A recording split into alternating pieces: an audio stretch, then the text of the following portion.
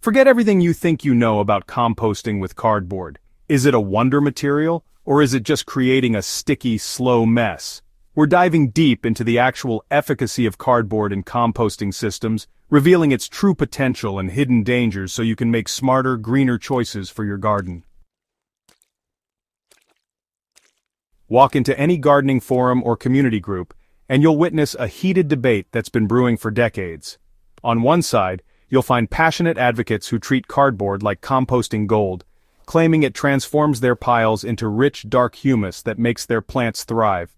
On the other, skeptical gardeners warn of matted layers, anaerobic conditions, and compost that takes forever to mature.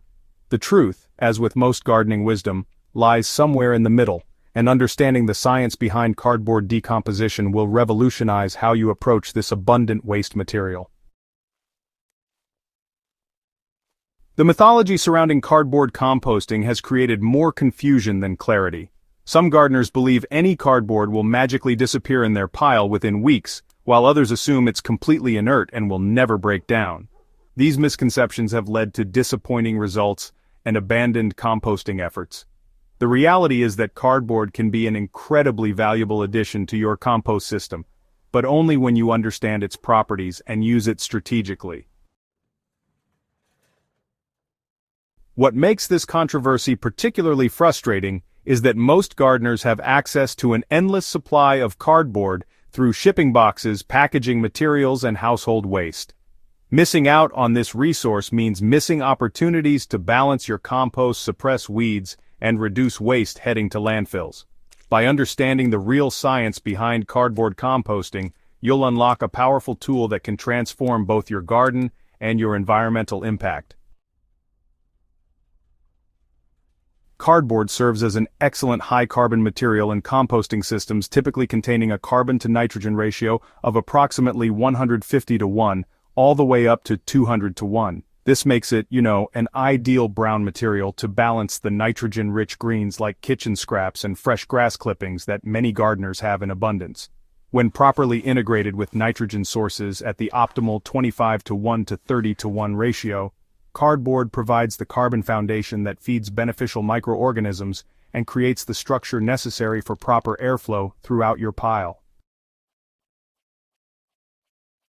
However, not all cardboard is created equal, and this is where, honestly, many composting efforts go astray. Plain brown corrugated cardboard breaks down most readily because it contains primarily cellulose and lignin with minimal processing chemicals. The corrugated structure also creates air pockets that promote aerobic decomposition.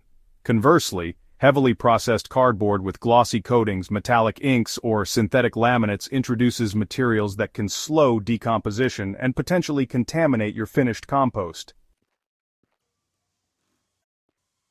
The adhesives used in cardboard manufacturing present another crucial consideration.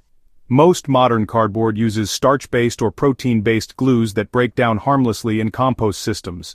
However, some older or specialty cardboards may contain formaldehyde-based adhesives or synthetic polymers that resist decomposition and can create problems in your pile. Understanding these differences allows you to make informed decisions about which cardboard materials deserve a place in your composting system. Temperature and moisture conditions dramatically affect how cardboard behaves in your compost pile. In active, hot composting systems reaching temperatures between 130 and 160 degrees Fahrenheit, cardboard breaks down relatively quickly as thermophilic bacteria and fungi attack the cellulose fibers. Cold composting systems require significantly more time, often 6 months to 2 years, for complete cardboard decomposition. Moisture levels must remain consistent but not excessive, as waterlogged cardboard can create anaerobic conditions that slow decomposition and produce unpleasant odors. Preparation makes the difference between cardboard that enhances your compost and cardboard that creates problems. Shredding or tearing cardboard into pieces no larger than 6 inches dramatically increases surface area and accelerates decomposition. Hand tearing works well for small quantities and helps you inspect each piece for contaminants, while a paper shredder handles larger volumes efficiently. Soaking shredded cardboard in water for 24 to 48 hours before adding it to your pile jumpstarts the decomposition process and ensures proper moisture integration. The layering technique you use determines how well cardboard integrates with other compost materials. Thin layers of prepared cardboard alternated with nitrogen-rich materials create ideal conditions for balanced decomposition.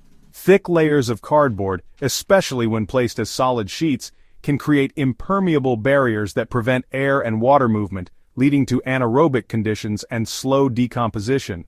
Think of cardboard as seasoning rather than a main ingredient in your compost recipe.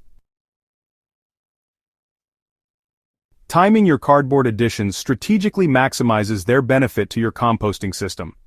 Adding cardboard during periods when you have excess green materials helps balance your pile and prevents nitrogen-rich materials from becoming slimy or, odorous. During dry periods, pre-soaked cardboard adds moisture while contributing carbon. In wet seasons, dry cardboard can absorb excess moisture and prevent your pile from becoming waterlogged. Quality control begins with careful cardboard selection. Prioritize clean, brown corrugated cardboard from shipping boxes and packaging materials. Remove all tape, staples, labels, and plastic components before composting. Avoid cardboard with heavy printing, especially metallic inks or glossy coatings that may contain heavy metals or synthetic materials. Pizza boxes and food-stained cardboard can be composted if the contamination is limited to organic materials like cheese or grease, but heavily soiled pieces should be avoided. When cardboard isn't breaking down as expected, several factors are likely at play. Insufficient moisture is the most common culprit, as cardboard requires consistent dampness to soften and allow microbial access to cellulose fibers. Cardboard pieces that remain dry and crispy months after addition need immediate attention. Remove them from your pile, soak thoroughly, shred into smaller pieces, and reintegrate with plenty of nitrogen-rich materials to jumpstart decomposition. Sometimes matting and layering problems can crop up when gardeners add cardboard in thick sheets instead of preparing it the right way. These solid barriers, actually prevent air circulation and water from getting through, which ends up creating these anaerobic pockets that smell pretty terrible and decompose way too slowly. If you ever find matted cardboard layers in your pile, just go ahead and remove them, break them apart, and then redistribute the pieces throughout your compost in thin layers, mixing them in with other materials. Now, cold composting systems naturally take longer to break down cardboard, but you can definitely speed things up by making sure there's enough nitrogen content and by keeping the moisture levels right. If your pile isn't heating up enough, consider tossing in more nitrogen-rich materials, like fresh grass clippings or even coffee grounds, to really boost that microbial activity and generate some heat.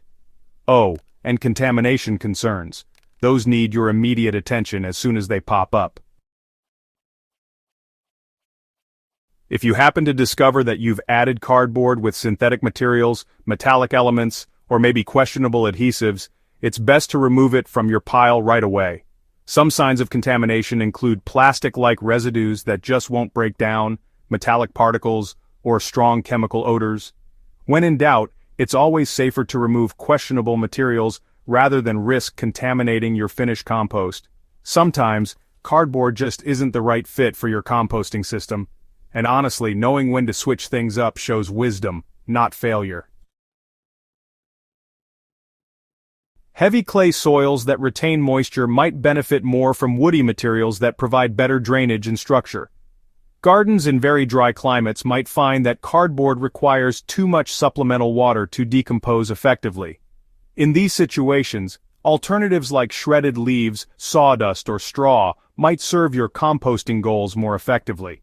Successful cardboard composting creates a positive feedback loop that benefits your entire garden ecosystem. Properly decomposed cardboard adds organic matter that improves soil structure, water retention, and nutrient cycling. The gradual release of carbon from decomposing cardboard feeds soil microorganisms long after your compost has been applied, creating lasting improvements in soil health. Gardens enriched with cardboard compost often show improved plant vigor, better drought resistance, and enhanced natural pest resistance. Tracking your results helps you refine your cardboard composting technique over time. Keep notes about which types of cardboard break down most readily in your system, how preparation methods affect decomposition rates, and which ratios of cardboard to other materials produce the best results. This personal database becomes invaluable as you develop expertise in managing your unique composting conditions. The environmental impact of successful cardboard composting extends far beyond your garden boundaries. Every pound of cardboard diverted from landfills reduces methane emissions and conserves landfill space. The finished compost replaces synthetic fertilizers and soil amendments, reducing your garden's environmental footprint while building soil carbon that helps combat climate change. These broader benefits make mastering cardboard composting a contribution to planetary health. Your composting journey with cardboard represents an opportunity to transform waste into garden gold, while developing skills that will serve you for years to come.